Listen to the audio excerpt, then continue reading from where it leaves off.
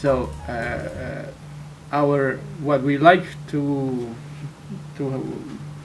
be associated as an image of CEM is first we want to be seen as a professional company that provides good service, high level service, customer friendly, so that people feel that coming to Macau to CEM is not a problem. It's a place where they can feel they can solve their issues.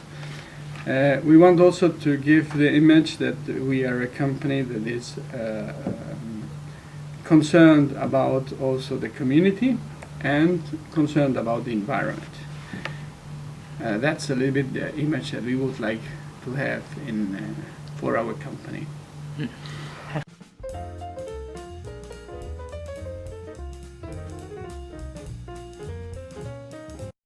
Maybe one of the things that is important is to be able to inspire people and to be able to motivate people that they can, so that everybody can work around the same objective and the same strategy. That's one of the things. Now, how should you get prepared? I mean, everybody may have a different answer for that because there are different management styles and different types of leadership. But as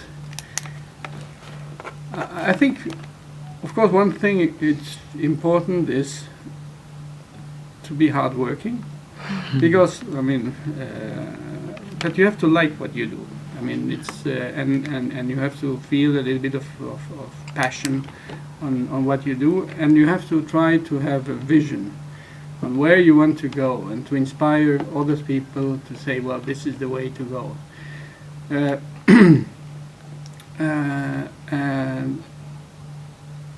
And for that, yes, yeah, experience counts as well, I would say. Education for sure. Never stop learning.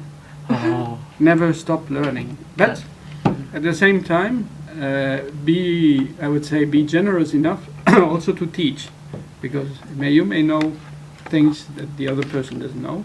For sure, you know things that I don't know, and I know things that you don't know. So you have to be always be able to share, and to be open to learn, and be open also to help others whenever you can.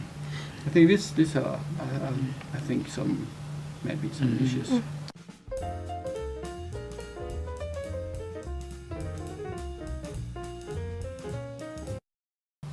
You mean changing of type of business? Yes. What's the? Well, I mean, I changed a lot during my career of different types of businesses, because I worked in the pharmaceutical industry, I worked in the environmental industry, in the water business. And there is one important thing is the preparation. So you have to prepare yourself before you change of industry. And then second is take your time to understand the company. So if I would say that if you arrive to a new place in a new company, don't try to change everything the first day, because you probably will do a lot of mistakes. But try to take your time to understand the organization, understand the strong points of the organization, the weak points, and then try to work together with the teams, because the knowledge in general is within the company. So to understand within the company what the challenges is, what the problems are, maybe you can try to help that the company finds the answers by themselves. So you're basically the concept of coaching more than just giving orders.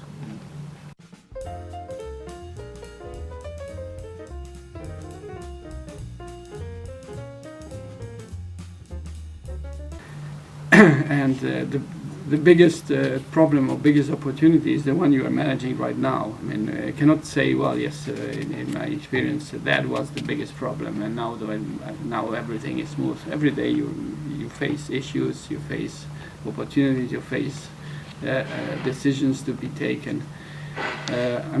I cannot recall any particular issue that would say, well, this was really the biggest problem. Of course, if I look at CEM, I would say that the renewal of a contract has been a big challenge, but we were successful in renewing the contract and convincing the community and convincing the government that for Macau we were the best choice. And we think we didn't disappoint in this sense. So this has been a big challenge in the last 6 years, was to renew the contract. Now,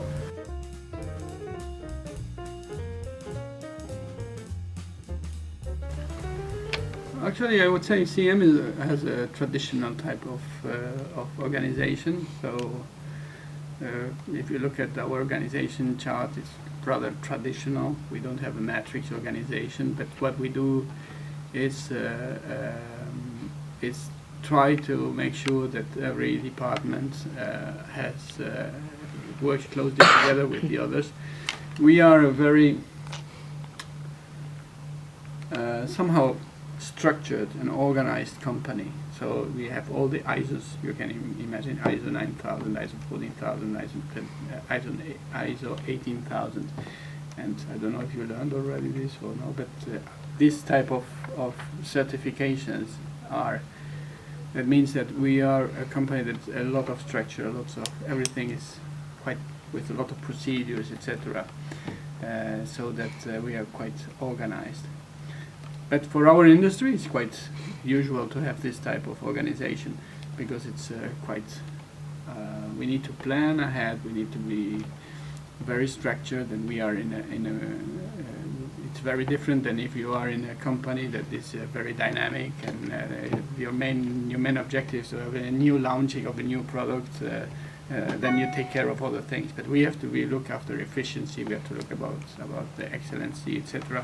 So we are very structured.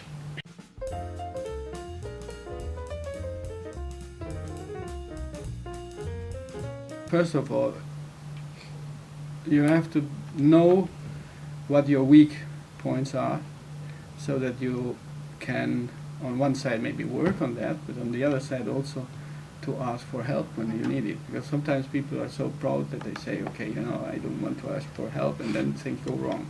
Okay, then this I'm not very good, so is there somebody that can help me? And then I look around and I see if I can have somebody that can help.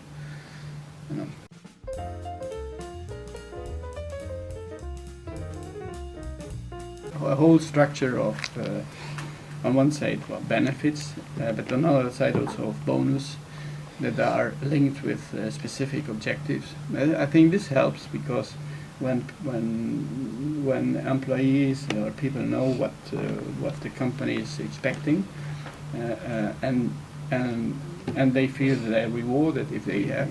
We have different levels of objective. We have company level, then we have department level, but they are all coming together, so that, for example, in terms of objectives about reliability, different departments contribute to this KPI, so key performance indicator, and then they have every day in the morning when they look at the screen, they will see green light is this indicator is good. Macau, we got the highest ever reliability index in the history of CM. It was 99.9999% yes. reliability. That means, and this is probably one of the highest in the world. And a part of the economic recognition, there is a certain issue about people feel proud of this, of such an achievement, because we are really top in the world in terms of reliability.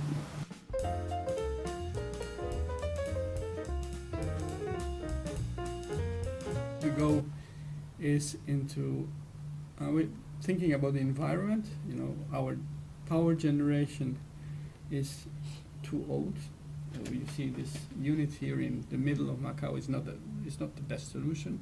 We believe we should close down this plant and invest in a new, modern, high efficiency, much less CO2 type of generation unit for Macau to have a better environment. So that's a little bit our plan.